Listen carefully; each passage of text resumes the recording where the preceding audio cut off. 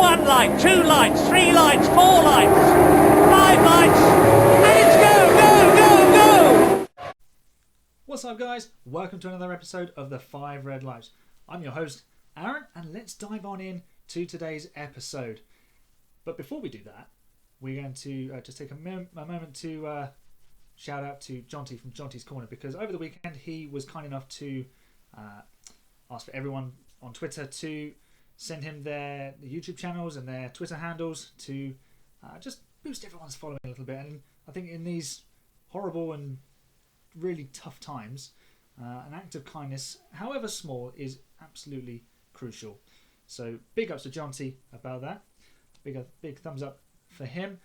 Leave a thumbs up and a like for this video. If you're watching it on YouTube, subscribe. Leave a comment to the end of the video if you want to, I suppose. If you're listening on a podcast, be sure to subscribe there on your chosen provider. So let's dive in to the teammate battles for 2021 this season. And we're going to start with the big one. It is, of course, Mercedes. They only have one driver. Now, provided Lewis signs a contract, and apparently they're stuck in neutral at the moment, kind of going nowhere, haggling over whatever. I mean, read what you want. It changes everywhere. Providing Lewis does sign that contract, I would still expect him to be the man in charge, the one to beat at Mercedes again. Valtteri needs to pull out all the stops. He needs to pull off something really special, I think, to beat Lewis. He's capable of it, but he does need to find a way to do it. Lewis, he's at ease professionally and personally, and that just means he is so destructive on the circuit. Valtteri's got to find a way to destabilise him, much like Nico Rosberg did, or hope that Hamilton all of a sudden has this imbalance in his personal life, so he can take advantage of that, similar to how Jenson Button did back in 2011. I don't see that happening. I think Bottas will push Lewis close again, but ultimately he's not going to be successful. Winner, Lewis Hamilton. But what if it's not Lewis Hamilton? What then? George Russell versus Valtteri Bottas. Well, we saw kind of a one-off, didn't we, in the Sakhir Grand Prix. You can't draw ultimate conclusions from that because Bottas had spent most of the year being battered by Hamilton, and George didn't fit in the car. But I think there was enough to suggest there that over the course of a season, George would certainly go from chasing the odd point or two to championship contender. Bottas, obviously at home in that team, at home in that car, would he be able to pull out enough against George? Hard to say, because George was close to him on qualifying, and that is where Bottas tends to be losing out to Lewis as well. So really you can't suggest anything yet because George isn't in the car. I'll return to this if George does get the seat, so watch this space. Moving on then to Red Bull. Max Verstappen versus Sergio Perez. Max has kind of swatted away his last two teammates to the point where Red Bull have disposed of their services as well. Sergio obviously stunned the whole world in Sakhir with his win for Racing Point, even despite being booted out at the end of the season. Max, he'll do what he always does. He will push the Mercedes. He will get every last ounce of speed and performance out of the Red Bull. It's going to be tricky though, because Sergio's going to be pushing him, and we may see some more mistakes from Max because he'll be pushing and pushing and pushing to make sure that he has that extra edge over Sergio, because Sergio isn't just a rookie in his first or second season. He's an experienced race winner now. He's driving for his career. He knows this is his big shot. If he can make it work, he's there for the future. If he doesn't, I'm sure there'll be other teams in the midfield who will be very happy to take on his services. Winner, Max Verstappen. McLaren, Daniel Ricciardo versus Lando Norris. It's going to be all fun and games down at McLaren. All roaring laughter, big smiles, until they get on the track. They're competitive animals. It's going to have to stop somewhere, isn't it? All the laughing and joking. And Daniel is a race winner. He's experienced, so he would have an edge, I would assume. And I would expect him to as well. I think that Lando is quick over one lap. He's shown that he can get the better of Carlos Sainz. But Carlos Sainz is more of a racer than a qualifier, I think. He's kind of 51-49 in that direction. Daniel, also very good over one lap. So it's going to be really close there. They're certainly going to put on a lot of fun off the track. On the track is going to be just as fun because their racecraft is really, really high quality. If they can get it right with the Mercedes power unit, they're going to be right at the front of the midfield, possibly even pushing Red Bull for second fastest. Race wins could also be on offer if they get things right and are in the right place. Overall winner, Daniel Ricciardo. Let's talk about F1's newest team, the newest name to the grid in Aston Martin. Well, one of the two, in fact, because there's another team obviously being rebranded as well. Renault turning to Alpine. And we've got Sebastian Vettel versus Lance Stroll. Now, will the real Sebastian Vettel please stand up? That's kind of what we're hoping for in 2021 because Seb was a shadow of the world champion that he is at Ferrari last year. If he can rediscover his mojo, he can lead that team quite effectively towards its goals. Lance proved last year that given the right circumstances and when he gets on a roll, he can be very fast and he can deliver some very, very good results. Obviously, the crash in Mugello when he was running fourth, chasing a podium, it would have been a second podium in a row if he'd got it. That knocked his confidence, and then he caught COVID-19, and it all kind of unraveled a little bit for him from there. But let's cut him some slack. When he returned from there, he wasn't on his game, but neither were Sergio Perez or Lewis Hamilton. They weren't at 100% when they returned from COVID either. Does Lance have enough to beat Sebastian Vettel?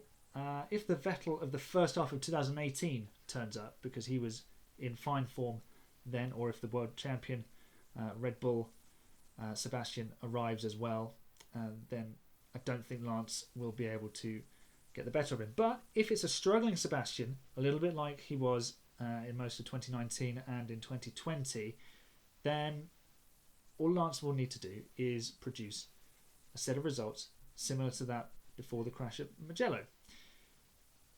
Winner, Sebastian Vettel. Alpine, Fernando Alonso, the returning double world champion, versus Esteban Ocon. Now, Renault were on an upward trajectory towards the end of 2020. The challenge for them will be to carry that over to 2021. They've lost Daniel Ricciardo, who was a big cog in that wheel.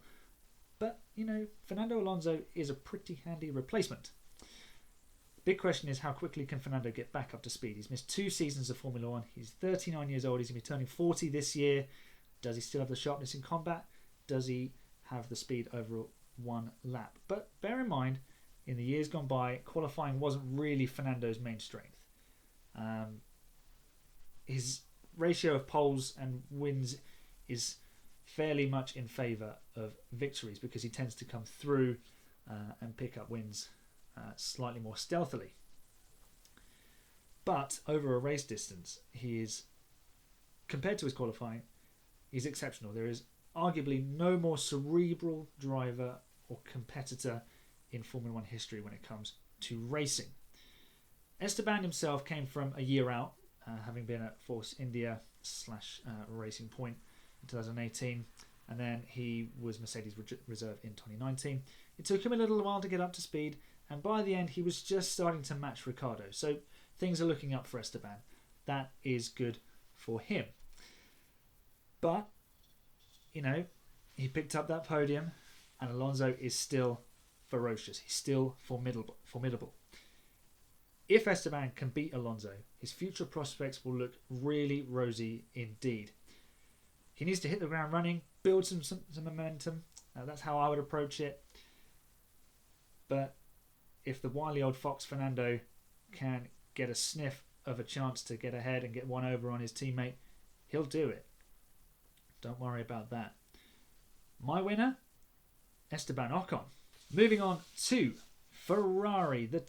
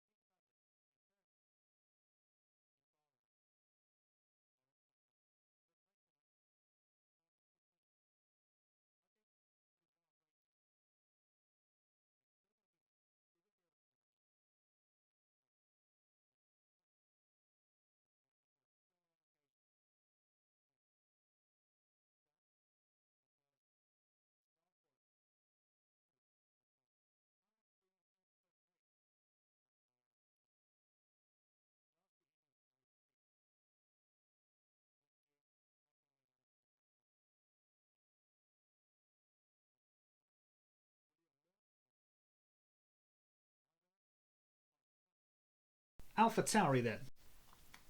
Pierre Gasly versus Yuki Tsunoda. Tsunoda's fast. He showed that in Formula 2 last year, but I think if Pierre really has desires on being a top-line driver in the future, then he really needs to crush his rookie teammate this year. He's entering his 4th full season of Formula 1, and he's had the ups and downs of the Red Bull driver merry-go-round, and that's all now behind him. Rumours of him joining forces with Renault in 2022 have circled recently, and the possible French super team between himself and Esteban Ocon, or it could be a showdown with Fernando Alonso. And that could set his career on the right path if Renault/Alpine do the business in the rule changes. Yuki Tsunoda, he'll be on a steep learning curve. One kind of hopes he doesn't do too well, because otherwise, if Sergio's underperforming, you can just hear it now. Yuki to Red Bull. Yuki to Red Bull. No, don't do it. Don't do it, because it's just going to be another driver promoted too soon. Red Bull could kid themselves into thinking that he is ready, but he's not. It's not going to be enough. He's had 1 year in F2. Okay, he's adapted well, but Formula 1 is a different beast altogether. Winner out of these two, Pierre Gasly. Alfa Romeo. The Kimi Raikkonen and Antonio Giovinazzi partnership has been retained, and I cannot fathom why. There's nothing really that shouts out at you from this partnership.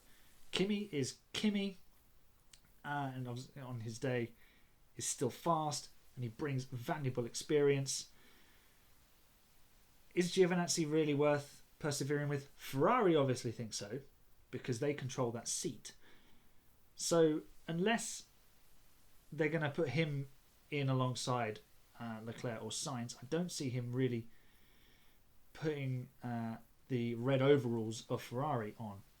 Unless Leclerc or Sainz is unable to race this year, because COVID is still hanging around, really annoyingly, or if they get injured. Juan Pablo Montoya did it. Nobody really knows what he did, but he said tennis. Is Giovinazzi really good enough to be in a Ferrari? Not really. So he's maybe just being kept there to be kept sharp. for possible replacement. But is he good enough to lead that Alfa Romeo team in the future? I have my doubts on that. 2021 is a year where he needs to prove that he can take the bull by the horns and show us what he can do. Can't really be sure how good the C39 was either, because it was hampered so much by the Ferrari power unit in 2020. Hopefully, if the car is slightly better, these two can show us that they are more than just hanging around or being kept sharp for replacing somebody else. Let's move on to Haas. Mick Schumacher. The Schumacher name is back, and he is up against Nikita Mazepin, everybody's least favourite Russian. Mick has shown over his 2 years spent each in Formula 3 and Formula 2 that he's a driver who learns and adapts. That learning curve is going to be super steep, and the adaptation is going to have to be even faster for him to be really successful with this Haas, because the car is pretty much going to be the same as it was in 2020. There'll be plenty of eyes on him because of his name and his father's achievements, but we must always only judge him for what he does in the sport rather than what his dad achieved. I don't think he's actually going to out-qualify Mazepin all that much, but I think he's going to have much stronger racecraft and be a little bit more sensible in the battles that he picks. As much as we wouldn't like Mazepin to be in F1 at the moment, he's here. Now, he does tend to be involved in a lot of incidents, as we all know, whether at fault or not, I must add, because sometimes he could be the innocent party. Not always, but sometimes. He's capable of being a good racer because his Formula 2 season was a good one. If you just look at it on paper and you didn't know whose it was. Can he keep his head down and his nose clean enough to beat Schumacher? Time will tell. Stay out of incidents, Nikita. Just stay quiet for a little bit is my advice. Winner, Mick Schumacher. Finally then, we have Williams. They made progress in 2019, from 2019 to 2020, and they've stuck with George Russell versus Nicholas Latifi. Now, let's start this by going off on a tangent in a slightly alternate reality. If Lewis Hamilton doesn't continue with Mercedes, then one would assume that they would turn to George Russell. If George stays, then it's his third season with Williams, and this is one where he's expected to lead the team into the midfield. Now, on that point, if George moves, I think they'll go for Jack Aitken ahead of Roy Nissany for the race drive, because they did that in Sakir, and I don't think Nissany is quite ready yet. I think he's signed up for Formula 2. Correct me if I'm wrong. I don't know if they've all been announced yet. In that case, you would expect Nicholas Latifi to prevail over Jack Aitken because of the year's extra experience. If it remains George and Nicholas, obviously, as I said, George will be expected to lead that team. He had the measure of Latifi in 2020. Excellent in qualifying, earning the nickname Mr. Saturday. And that's something that Bottas should remember if George does get the promotion. I think George will comfortably have enough of an edge, but I think Latifi will definitely improve. Nicholas will be dragged along a little bit. I think he needs to be in, and when I say dragged along, he needs to be in the slipstream behind George, just backing him up, not being left behind and scrambling to catch up. I don't think that's disrespectful to Nicholas. I think he's a talented driver, but I think he's next door to a potential future world champion. So my winner there is George Russell in more ways than one. He's in an almost no-lose situation. If he stays, he gets an extra year's experience with Williams, and if he moves up to Mercedes, he gets a chance to be a world champion. So there you have it. They are my winners and also losers from the teammate battles this season. In the comments, I want to know who you think is going to come out on top over each teammate. Are there any surprises you think we have in store for 2021? thanks for watching. If you've got this far, thanks for listening as well if you've listened on a podcast. And I will see you in another video very, very soon. The checkered flag has fallen. Bye for now.